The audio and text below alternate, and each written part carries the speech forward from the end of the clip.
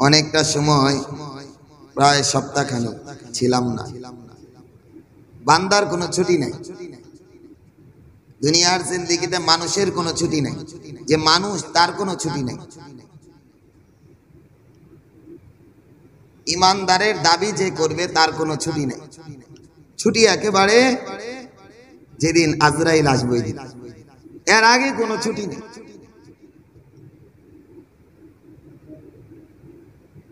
গত সোমবার থেকে লাগাতার বাস স্ট্যান্ড মসজিদে নামাজ পড়াইতে হয়েছে, লাগাতার।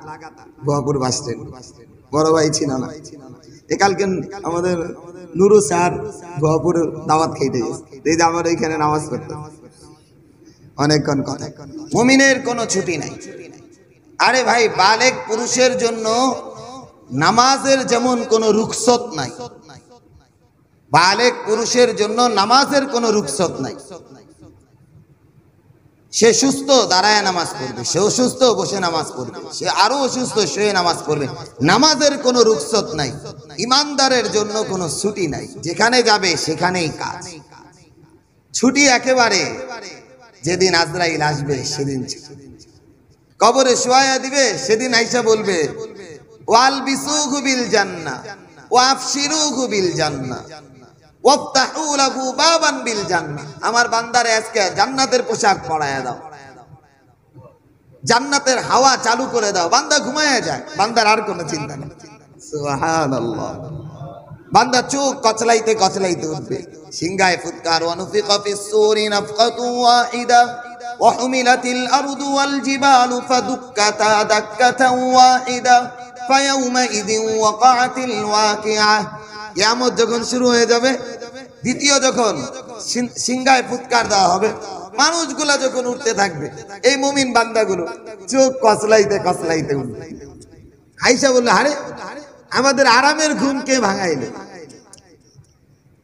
ফেরেশতারা বলবে, আরামের ঘুম মানে কতক্ষণ ঘুমাইছো? বলে এই তো ফজরের 2 রাকাত নামাজ পড়তে যতটা সময় লাগে এতটুকু।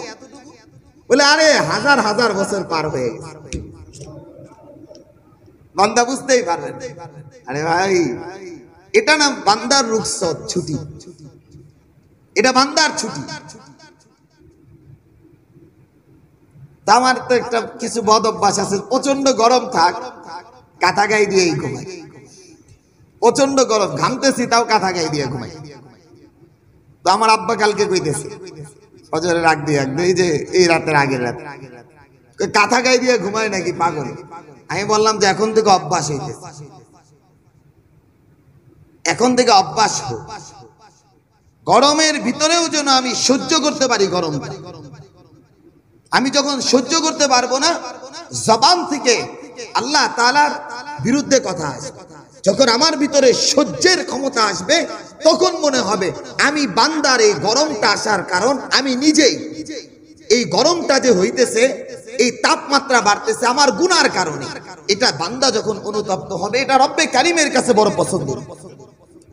সহ্যের ক্ষমতা যখন বান্দা হারায় ফেলবে, সহ্য করার ক্ষমতা, তখন বান্দা দেখবেন গালিগালাজ করে। এই যে প্রচন্ড গরম, আরে ভাই এই গরমের তীব্রতা জাহান্নামের তুলনায় কোনো কিছু। আল্লাহ বলেন লাআকিলুনা মিন শাজারিন মিন যাক্কুম ফামালিউনা মিনহাল বুতুন ফাশারিবুনা আলাইহি মিনাল হামিম। হামিম শব্দ ব্যবহার করেছে। হামিম মানে এমন উত্তপ্ত গরম, যেই গরমের ভিতরে কোন মাংস জাতীয় গোস্ত জাতীয় জিনিস পড়লে মুহূর্তের ভিতরে হাত থেকে আলাদা হয়ে যায়। উত্তপ্ত গরম, হামিম শব্দ ব্যবহার করেছে। সুম্মা বাদদালনাহুম জুলুদান গায়রাহা লিয়াযুকুল আযাব। বান্দার চামড়ার ভিতরে যখন আগুন লাগবে, আগুন, উত্তপ্ত আগুন লাগার সাথে সাথে চামড়া এমন ভাবে ঝলসে যাবে, আত্মা পর্যন্ত খবর হয়ে যাবে। আল্লাহ বলেন ওয়াইলুল লিকুল্লি হুমাযাতিল লুমাযা আল্লাযী জামাআ মালাহু ওয়া আদ্দাদা ইয়াহসাবু আন্না মালাহু আখলাদা কাল্লা লায়ুমবাযান্না ফিল হুতামা। এই যে হুতামা, একটা আগুনের কুণ্ডলীর নাম হলো হুতামা। আল্লাহ রাসূলকে আবার জিজ্ঞাসা করতেছেন, ওমা আদরাকা মাল হুতামা, ও রাসূল আপনি কি জানেন হুতামাটা কি? নারুল্লাহিল মুকাদা, যে হুতামাটাই থাকবে আগুনের কুণ্ডলী, আগুনে ভরপুর থাকবে, সেটা উত্তপ্ত আগুন থাকবে। আগুনটা কেমন? নারুল্লাহিল মুকাদা আল্লাতী তাত্তালিউ আলাল আফইদা, যে আগুনটা শরীরে লাগার সাথে সাথে অন্তর পর্যন্ত খবর হয়ে যায়। কত উত্তপ্ত আগুন দুনিয়ার এই আগুন, এই গরম কি ভাই? কিছুই না। অথচ কত হাই হুতাশ, কত হাই হুতাশ। জীবনকে সৌন্দর্য করি, সৌন্দর্য করি। নবী আলাইহিস সালাতু ওয়াস সালাম বলেন, কিয়ামতের ময়দান হবে, সাআলা সাইলুম বিআযাবিন ওয়াকি' লিল কাফিরিন লাইসা লাহু দাফি' মিন আল্লাহি যিল মাআরিজ তা'রুজুল মালাইকাতু ওয়ার রূহু ইলাইহি ফি ইয়াউমিন কানা মিকদারুহু 50 আলফ সানা, 500 বছর। 50 আলফ সানা, 500 বছর দাঁড়ায়া থাকতে হবে, দাঁড়ায়া থাকতে হবে হাশরের ময়দান। আধ হাত উপরে সূর্য থাকবে, সালাসা মিয়ালিন, 3 মাইল উপরে সূর্য থাকবে। এখন দাঁড়ায় থাকতে কি হবে? আসমানটা, এই আসমান জমিনটা হবে তামা, তামার জমিন। তামার জমিন হইলে কেমন লাগে? এই যে চর এলাকায় আপনি একটু হাইটেন না, বালুর উপরে দেখবেন কেমন উত্তপ্ত, পা মনে হয় ফুসকা হয়ে যায়। অথচ তামার জমিন হবে, কেউ কারো দিকে তাকাবে না। আধা হাত উপরে, 3 মাইল উপরে সূর্যটা, কেমন সূর্যটা? এই সূর্য না, দুনিয়া থেকে এই সূর্যটা 30 লক্ষ মাইল দূরে। কতটা?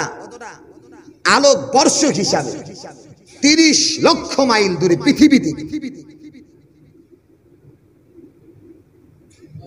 9 কোটি 30 লক্ষ মাইল দূরে, 9 কোটি 30 লক্ষ মাইল, 9 কোটি 30 লক্ষ মাইল দূরে গেলে সূর্যটা।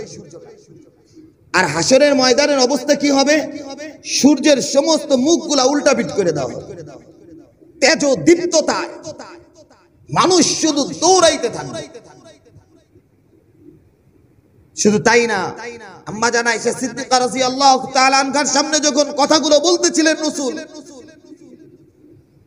আম্মা জান আয়েশা সিদ্দিকা চোখের পানি ছেড়ে দিয়ে বলেন, ওগো রাসূল, মানুষ কি অবস্থায় ছুটাছুটি করবে হাশরের ময়দানে? বললে মানুষ উলঙ্গ অবস্থায় ছুটাছুটি করবে। আম্মা জান আয়েশা সিদ্দিকা বললেন, ওগো রাসূল, লজ্জা করবে না?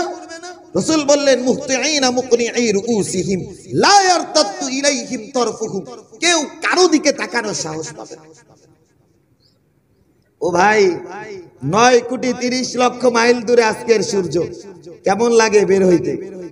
দোকান বন্ধ, বেচাকিনা বন্ধ, মানুষ আসে না, ঘর থেকে বের হয় না, দোকানদারও বের হয় না। আরে ভাই, এর চেয়েও কঠিন অবস্থা হবে হাশরের ময়দান। আধাত উপরে সূর্য থাকবে, 3 মাইল উপরে সূর্য থাকবে, সূর্যের তেজদীপ্ততায় মাথার মগজগুলো টকবক করতে থাকবে, মাথার মগজগুলো ফেটে যাবে। আরে ভাই, ওই দিনের জন্য প্রস্তুত থাকো। এই গরম কিছু না ভাই, এই গরমটাই সহ্য হয় না। এই জন্যই নবী আলাইহিস সালাতু ওয়াস সালাম সালাতুদ দুহা নামাজ পড়তেন, খুব গুরুত্বপূর্ণ একটা নামাজ, যারা আমরা কই চাস্তের নামাজ, চাস্তের নামাজ, ইশরাক না, ইশরাক না, সালাতুদ দুহা মানে চাস্তের নামাজ। আমাদের ভাষায় চাস্ত, কিন্তু এই নামাজের শরীয়তি বিধান হলো সালাতুদ দুহা, অর্থাৎ সূর্যটার কিরণটা যখন একটু তেজদীপ্ততা হবে তখন নামাজ। কেন? নবী আলাইহিস সালাতু ওয়াস সালাম বলে যে সালাতুদ দুহা নামাজ আদায় করবে, আল্লাহ তাআলা তাকে তেজদীপ্ততা থেকে হেফাজত করবে। বড় ফজিলতের নামাজ। অথচ মানুষ গরমের ভিতরে আল্লাহ তাআলা শরণাপন্ন না হইয়া নিজের অবস্থার উপরে হাই হুতাশ করতেছে, কেমনে একটা ফ্যান কিনবো, কেমনে একটা এসি লাগাবো, এরকম চিন্তা ভাবনা। আরে ভাই, এই যে আজকের গরম,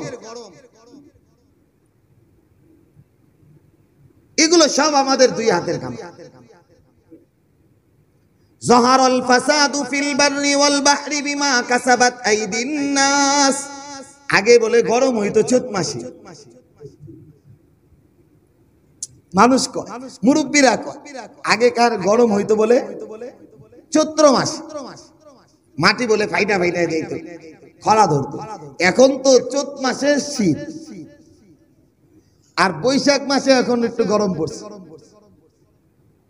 এই যে সময়ের তারতম্যতা, অসময়ে বৃষ্টি হওয়া, অসময়ে সময়ে বৃষ্টি বন্ধ হয়ে যাওয়া, এগুলো আযাব। এই আযাবের কারণ আমি আর আপনি। আল্লাহ বলেন যাহারাল ফাসাদু ফিল বাররি ওয়াল বাহরি বিমা কাসাবাত আইদিন নাস। জলে স্থলে, জলে স্থলে যত বিপর্যস্ততা দেখো, যত আযাব গজব দেখো, তোমাদের দুই হাতের কামাই, তোমাদের দুই হাতের কামাই। বিমা কাসাবাত অর্জন করেছো আইদিন নাস, তোমাদের দুই হাত।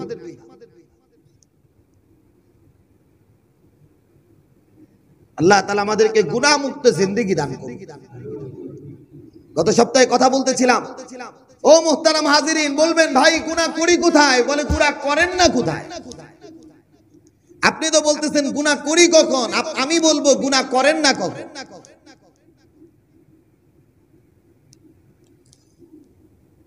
আপনি তো বলতেছেন গুনাহটা হুজুর হয় কখন, আমি বলবো গুনাহটা করেন না কখন। সর্ব অবস্থায় আমাদের দ্বারা গুনাহ হইতেছে। চোখের দৃষ্টির গুনাহ তো বাদই দিলাম,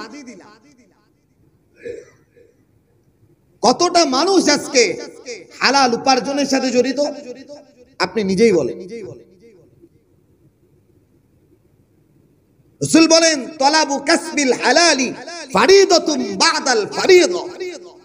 নামাজটা যেমন ফরজ ইবাদত, যাকাতটা যেমন ফরজ ইবাদত, হালাল উপার্জন করাটাও ফরজ ইবাদত। কতজন মানুষ হালাল উপার্জনের সাথে লিপ্ত? আপনি এমন একটা দোকান দেখাবেন হুজুর সিসি লোন নাই, খুঁজি পাওয়া যাবে। যদি পাওয়া যায় পানের দোকানদার, একটা বড় বিজনেসম্যান সিসি লোন করে নাই, এমন কোন আপনি ব্যবসা খুঁজে পাবেন না। সুদের সাথে জড়িত। আবার কেউ গোপনে গোপনে সুদের সাথে, টাকার মালিক সুদে টাকা লাগাই। ও ভাই, আপনি বলবেন সে লাগাইতেছে, আমাদের উপর আযাব আসবে কেন? আপনার বাড়িতে আগুন লাগছে, আপনার বাড়িতে আগুন লাগছে, পাশের বাড়ির লোক যদি আগুন না নিভায়, পাশের লোকের বাড়িতে আগুন লাগবে না? কেন লাগবে? তার বাড়ি পুড়ছে, আমার সমস্যা। বলবে ভাই আগুন যখন লাগবে কার বাড়ি আর কার বাড়ি আগে পরে এটা দেখবেন, জ্বালায় পুরে সারখার করে দিবেন। তদ্রুপ আরামটাও যদি লাগে, দেখবেন আপনার বিবি আপনারে বাতাস করতেছে, হাত পাখার বাতাস, পাশে আপনার ছেলেটা বসে আছে, বাতাসটা লাগবে না? করতেছে তো বাতাস স্বামীরে, ছেলের বাতাস লাগবে কেন? বলে ভাই পাখার অভ্যাসই হইলো, যে বাতাস দিবে, যে বাতাস দিবে তার গায়েও লাগবে, যারে বাতাস দিবে তার গায়েও লাগবে, তার পাশে যে থাকবে তার গায়েও লাগবে।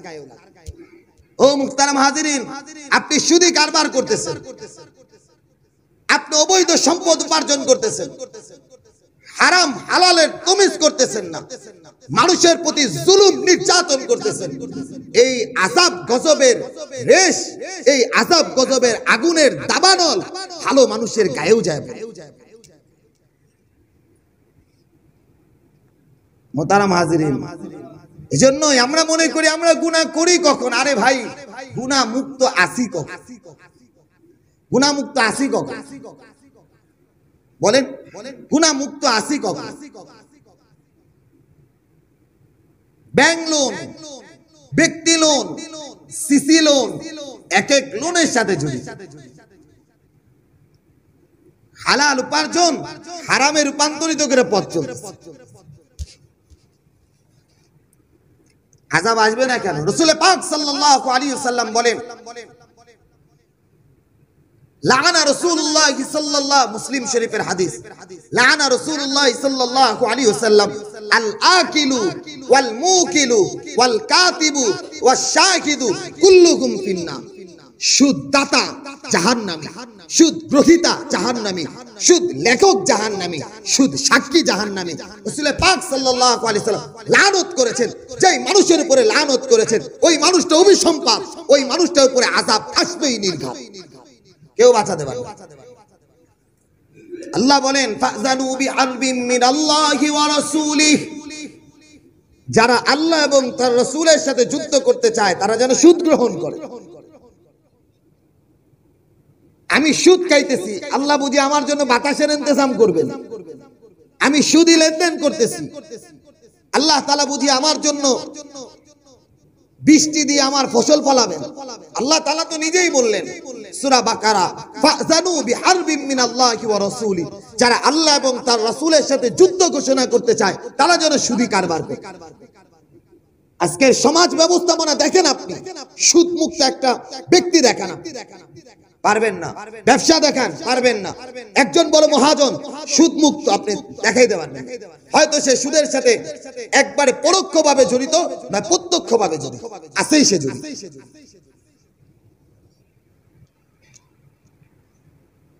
পৃথিবীতে আযাব গজব আসার জন্য সবচেয়ে বড় রাস্তা যেটা, সেটা হলো সুদ। নবী আলাইহিস সালাতু ওয়াস সালাম সতর্ক করেছেন, কতটা গুরুত্বের সাথে বলেছেন এটা আমরা সবাই জানি, জানি না যে এমন না, তারপরেও তাকরার করতেছি, পুনরাবৃত্ত করতেছি। নিজের মায়ের সাথে জিনা করলে, নিজের মায়ের সাথে জিনা করলে যেই পরিমাণ অপরাধ না হয় এর চেয়েও বেশি অপরাধ হয় সুদি কারবার করলে, জানি আমরা সবাই, এরপরেও সুদের সাথে আমরা জড়িত। ধাক্কা দিয়েই বললাম, একটু জোরেই বললাম। কোন ছেলে তার মায়ের সাথে জিনা করার জন্য প্রস্তুত থাকবে? আছে কোন বাবার সন্তান? অথচ সুদের সাথে কে না জড়িত?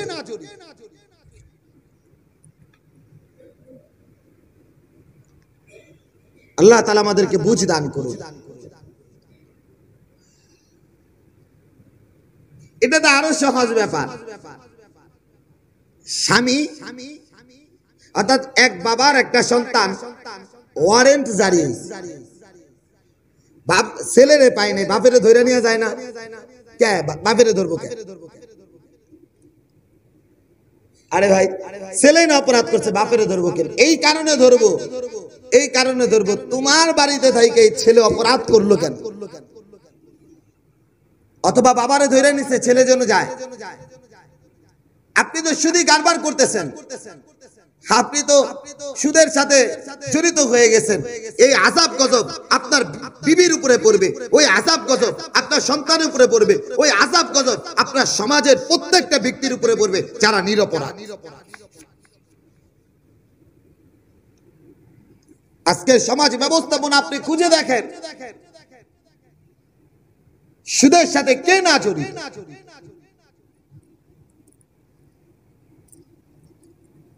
আল্লাহ তাআলা আমাদেরকে বুঝ দান করুন, বুঝ দান করুন। মোহতারাম হাজিরিন, গত সপ্তাহে যে বিষয়ের উপরে আলোচনা করেছিলাম, এই বিষয়ের উপরে আরেকটু আলোচনা ভালো করে বুঝেন। আরেকটা খুব গুরুত্বপূর্ণ গুনার স্বার্থে আজকে সারা পৃথিবীর সমস্ত মানুষ, রাষ্ট্রের প্রধান থেকে শুরু করে আলেম উলামারাও জড়িত। সেই গুনার নাম হলো শিরকিয়াতের গুনাহ, শরীকত, শিরকিয়াতের গুনাহ, শিরকের গুনাহ।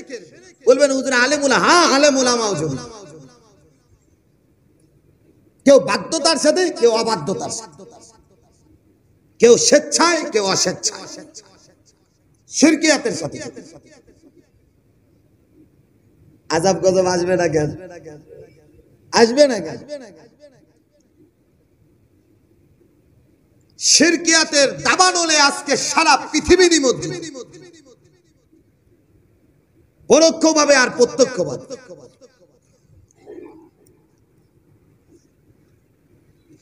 মোহতারাম হাজিরিন, কথাগুলো বুঝবেন। নবী আলাইহিস সালাতু ওয়াস সালাম বলেন, লা তাদখুলুল জান্নাহ, লা তাদখুলুল মালাইকা বাইতুন ফীহি কালবুন আও তাসাবি। যেই ঘরের ভিতরে কুকুর থাকবে, কুকুরের ছবি থাকবে, জীবজন্তুর ছবি থাকবে, ওই ঘরে মনের ভুলেও ফেরেশতা ঢুকবে। আপনি আপনার ঘরটাই চিন্তা করে দেখেন, ছবি মুক্ত আপনি কয়টা ঘর পাবেন? রাষ্ট্রের অবস্থা বাদ দিলাম, অফিস আদালত বাদ দিলাম, আপনার ঘরের বাচ্চার কাপড়ের ভিতরেও দেখবেন ছবি। আপনি একটা জিনিস কিনবেন, সেটার ভিতরেও ছবি। আপনি একটা সাবান কিনবেন, সেখানেও কোনো নগ্ন মহিলার ছবি দিয়া আকর্ষিত করে সাবানটা আপনার কাছে বিক্রি করতেছে। কেন? শিরকিয়াতের রাস্তাগুলো খুলে দিতেছে। এখানে রাসূল বললেন, লা তাদখুলুল মালাইকা বাইতুন ফীহি কালবুন আও তাসাউর। কি কিনবেন আপনি? বাচ্চার এমন কোন পোশাক তৈরি হয় নাই যেটা ছবি ছাড়া, পুতুল ছাড়া। কি কিনে দিবেন আপনি? একটা গাড়ি কিনবেন, বাচ্চার জন্য একটা গাড়ি কিনবেন, সেখানেও পুতুলের ছবি। কোথায় যাবেন আপনি? শিরকিয়াতের সাথে আমরা যুক্ত হয়ে গেছে। ও মুহতারাম হাজির, তামসিল বুঝেন, বুঝেন বুঝেন বুঝেন আমার কথাটা বুঝেন ভালো করে। তামসিল কারে বলে? তামসিল। হিন্দু ধর্মের একটা কথা হইল, এই যে দুর্গা, মা দুর্গা ওনারা বলে যে গণেশ, এরপরে লক্ষ্মী, এরপরে কালী, এই সমস্ত নামের একটা ব্যক্তি ছিল তাদের ধর্মের কথা। এইরকম একটা মানুষ ছিল, তাদের প্রতিমা, তাদের প্রভু। তারা বিদায় হওয়ার পরে তাদের ছবিগুলোর তারা, ভাস্কর্যের তারা, অর্থাৎ তার মতো মেসালের একটা পূজা করতেছে। ও মুহতারাম হাজিরিন, যাদের বাপদাদা চলে গেছে, তাদের প্রভু যারা, এই হিন্দু ধর্ম যাদেরকে প্রভু হিসাবে গ্রহণ করত, তারা চলে যাওয়ার কারণে তাদের প্রতিমাগুলো তৈরি করে ঘরে রাখলে, এটা যদি মূর্তি পূজা হয়, কোন ধর্মের কোন বাবার ছবি, কোন বাবা তার সন্তানের ছবি, কোন সন্তান তার বাবার ছবি, কোন ব্যক্তি তার ছবি ঘরে আটকানো, তো ওই শিরকিয়াতের রাস্তা। আপনি আমার কথাটা বুঝেন ভালো করে। হিন্দু পূজারা যদি, হিন্দু ধর্মাবলম্বী মানুষগুলো যদি, তাদের পূর্বপুরুষ ধর্মাবলম্বী মানুষগুলো যার অস্তিত্ব ছিল কি ছিল না তারাও জানে না, তাদের প্রতিমাগুলো ঘরে রাখার কারণে যদি তারা মুশরিক হয়, আমরা আমাদের বাপ দাদার ছবিগুলো স্মৃতি হিসাবে রাইখা দেওয়ার কারণে আমরাও তো শিরক করতেছি।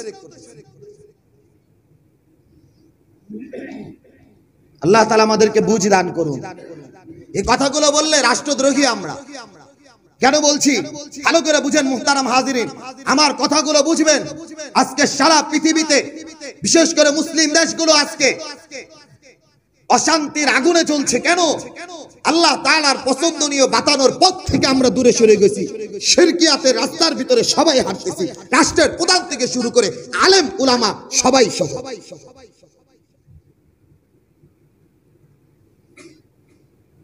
এর চেয়েও মারাত্মক গুনার সাথে আমরা জড়িত, মারাত্মক গুনার সাথে জড়িত, এর চেয়েও মারাত্মক। এখন তো আধুনিকতার স্পর্শ আমাদের গায়ে এমন করে লাগছে, বাবা মারা গেছে, বাবার ছবিটা যদি ঘরে না আটকাই কেমন দেখা যায়, মার ছবিটা যদি ঘরে না আটকাই কেমন দেখা যায়। এমন অনেক ঘর তো আছে, প্রত্যেক বছর যায় যায় মায়ের ছবিটা আর বাবার ছবিটা সুন্দর করে ধুইয়া মুইচা আবার লাগায় রাখে। আমরা কোন দিক দিয়ে শিরক করতেছি? এরা ডাইরেক্ট শিরক করতেছে, আমি একটু ঘুরায় পিছায় শিরক করতেছি। আল্লাহ তাআলা আমাদেরকে বুঝ দান করুন।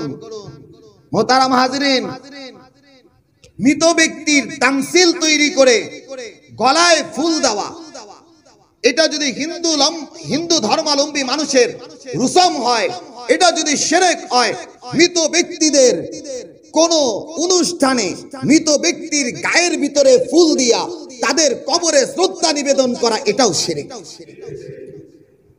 আমি যদি ভুল বলি বলবেন আপনি যে হুজুর ভুল বলতেছেন। হিন্দু ধর্মের মানুষগুলো যদি বছরে একদিন দুর্গা উৎসব করা, তাদের প্রতিমার গায়ে যদি ফুল ছিটায় দেওয়া, মানুষ এই প্রাণী বলি দেওয়া, খাবারগুলো সামনে রাখা, এটা যদি শিরক হয় আপনার দৃষ্টিতে, মৃত মানুষ মরে গেছে 40 নামে, বৎসরের একটা দিনের উদযাপনের নামে আপনি ওই প্রতিমা, ওই মৃত ব্যক্তির ছবির ভিতরে, মৃত ব্যক্তির গায়ের ভিতরে, মৃত ব্যক্তির ফটোর ভিতরে আপনি সুন্দর করে মালা দিলেন, ফুল ছিটায় দিলেন, শ্রদ্ধা নিবেদন করলেন, আপনিও তো শিরক করলেন। বলবে কে? আমিও জড়িত, আপনিও জড়িত। বলেন বলেন, আমার কথাটা অবাস্তব না বাস্তব? এই বাস্তব যে আপনি কইছেন, আমি না, আমি কই নাই, আপনারাই কইছেন। আল্লাহ তাআলা আমাদেরকে শিরকিয়াত থেকে দূরে সরার তৌফিক দান। সবচেয়ে মারাত্মক গুনাহ হলো সুদের গুনাহ। আজকে সমাজের ভিতরে চলছে রন্দে রন্দে সুদের গুনাহ আজকে জড়িত। 2 নাম্বার মারাত্মক পর্যায়ের ঘরে ঘরে, মসজিদ গুলায়, মাদ্রাসা গুলায়, খানকা গুলায় আলেম উলামা, শিক্ষিত ছাত্র সবাই মিলে আজকে শিরকিয়াতের সাথে ডুবন্ত। আল্লাহ তাআলা আমাদেরকে বুঝে দান করুন।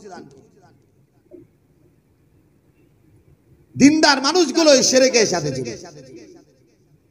এই যে আল্লাহ তাআলা বলতেছেন, ওয়ারাবাতনা আলা কুলুবিহিম ইয কামু ফাকালু রাব্বুনা রাব্বুস সামাওয়াতি ওয়াল আরদি লান নাদ'ু মিন দুনিহি ইলাহান লাকাদ কুলনা ইযান শাতাতা।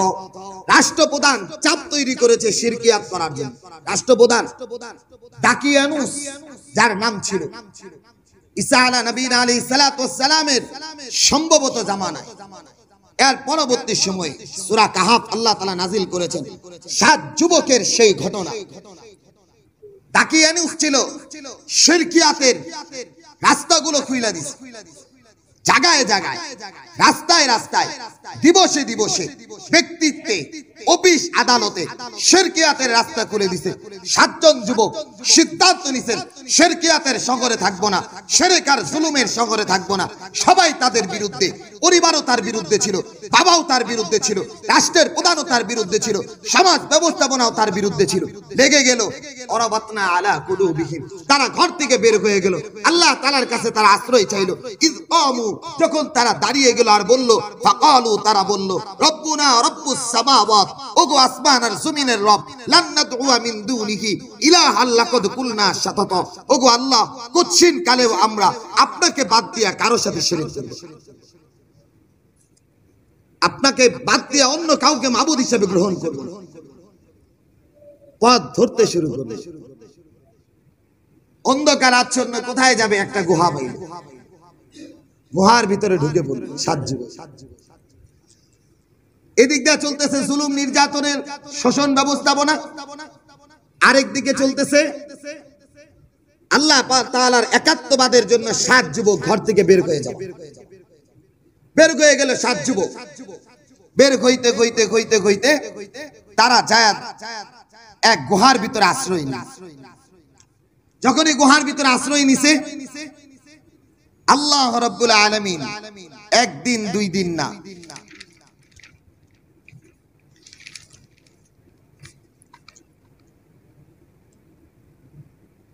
309 বছর পর্যন্ত আল্লাহ তাআলা এই যুবকদেরকে ওই গুহার ভিতরে ঘুম পাড়ায় রাখছে। এই পুরো সময়টাই ছিল শিরকিয়াত আর জুলুমের অন্ধকারে আচ্ছন্ন জায়গা। কেমন অবস্থা ছিল? আল্লাহু আকবার। এই জন্য মুহতারাম হাজিরিন, আল্লাহ তাআলা এই জন্যই বারবার আমাদেরকে কোরআনে হাকিমের মাধ্যমে দিক নির্দেশনা দিয়েছেন। আল্লাহ তাআলা বলেন, আলা ইন্না আউলিয়া আল্লাহ লা খাউফুন আলাইহিম ওয়া লা হুম ইয়াহজানুন। যারা আল্লাহকে অভিভাবক হিসেবে গ্রহণ করবে, দুনিয়াতে এবং আখিরাতে তাদের কোনো চিন্তা নেই। সুবহানাল্লাহ। এই জিনিসটা অনুভব আর অনুধাবন করার জন্য এক শক্তির প্রয়োজন, এক তাকওয়ার প্রয়োজন, এক হিম্মতের প্রয়োজন। আমি আর আপনি আপনার জায়গা থেকে আর আমি আমার জায়গা থেকে এটা পারবো, মুজাহাদার প্রয়োজন।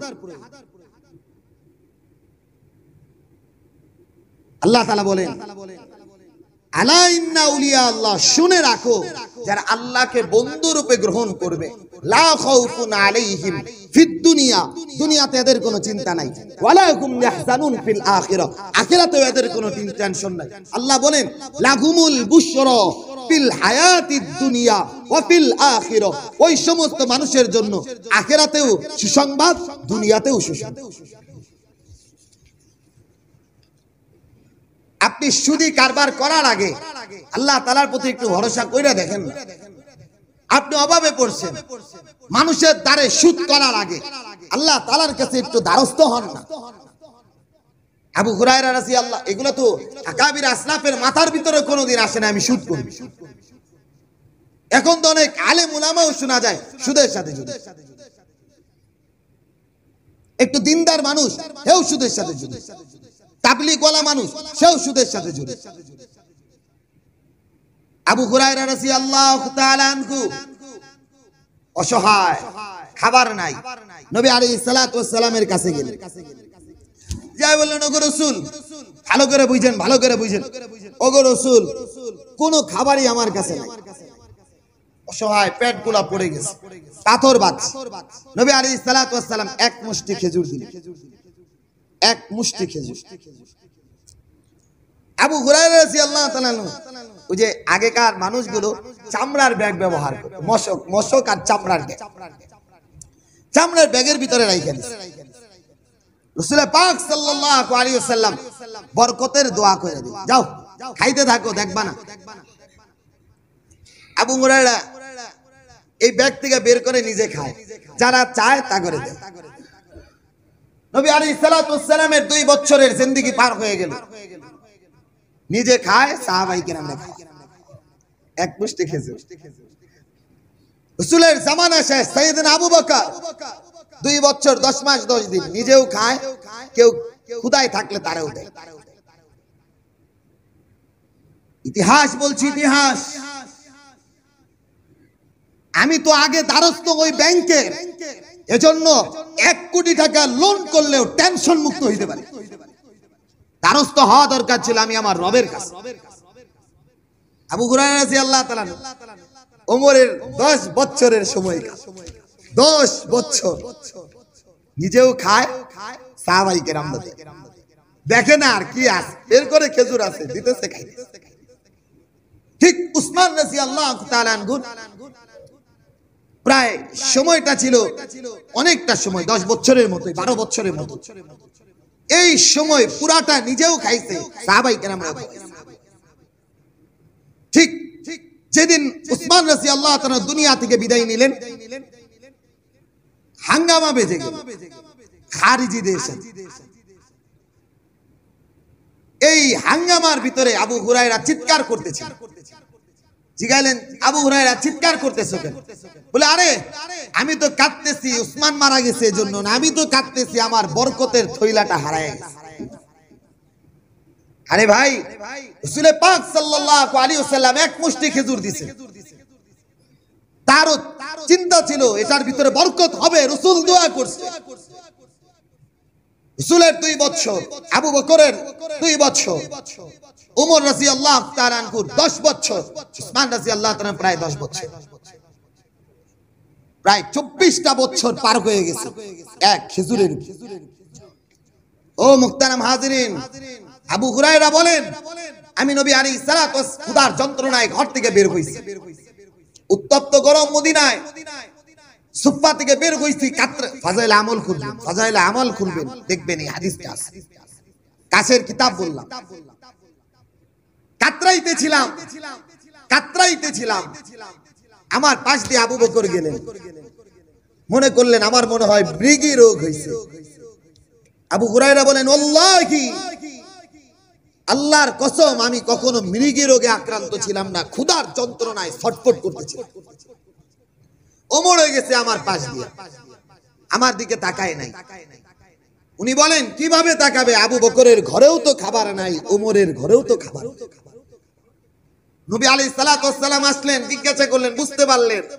বললেন, আবু হুরায়রা, তোমারে যে জিনিস পাইছে আমারও ওই জিনিস ঘর থেকে বের করছে, তোমার যেমন ক্ষুধার যন্ত্রণা ঘর থেকে বের করছে, আমারও বের করছে।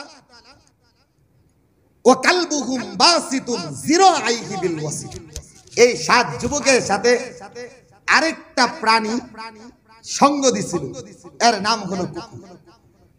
আল্লাহ বলেন ওয়া কালবুহুম বাসিতুন যিরাআইহি বিল ওয়াসিল। ওগো রাসূল, ওই পাহাড়ের গুহার ভিতরে যদি আপনি উকি দিয়া দেখতেন একটা সিংহের মতো কুকুর দাঁড়ায় আছে, হাতগুলো সামনের দিকে রাইখা, সেও ঘুমায় আছে 309 বছর।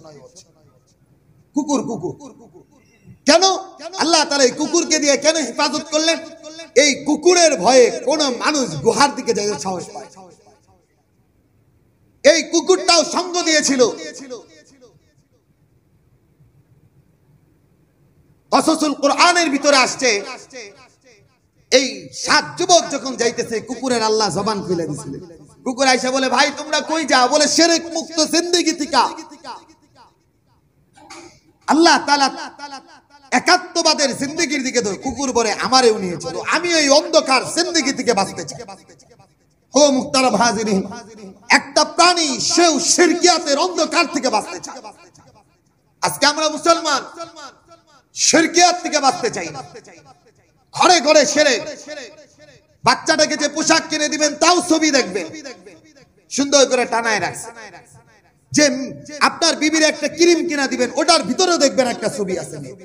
কি কিনবেন আপনি? পরোক্ষভাবে শিরক করতেছেন না, প্রত্যক্ষভাবে। আমরা যদি সবাই সবার জায়গা থেকে, এই মোতার ভালো কথা বুঝেন, ভালো করে মাত্র একটু সবাই নাড়া দেওয়ার কারণে একটু পুরো বাংলাদেশ একটু নাড়া দিছে যে আমরা কোক খাবো না।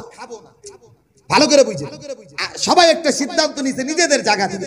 ফিলিস্তিনের সাথে যাদের আমাদের রক্তাক্ত হয়ে যাইতেছে ভাইদের, আমরা কোক খাবো না।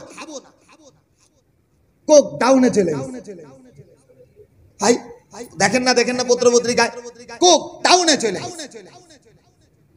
আমরাও যদি আমাদের জায়গা থেকে সিদ্ধান্ত নেই ছবিযুক্ত কোন জিনিস আমি কিনবো না, কোম্পানিগুলো ছবি মুক্ত দিতে বাধ্য থাকে। আমি তো ঠিক না, আমি কাকে বলবো? আমি তো ঠিক না, আমার ওটাই প্রয়োজন।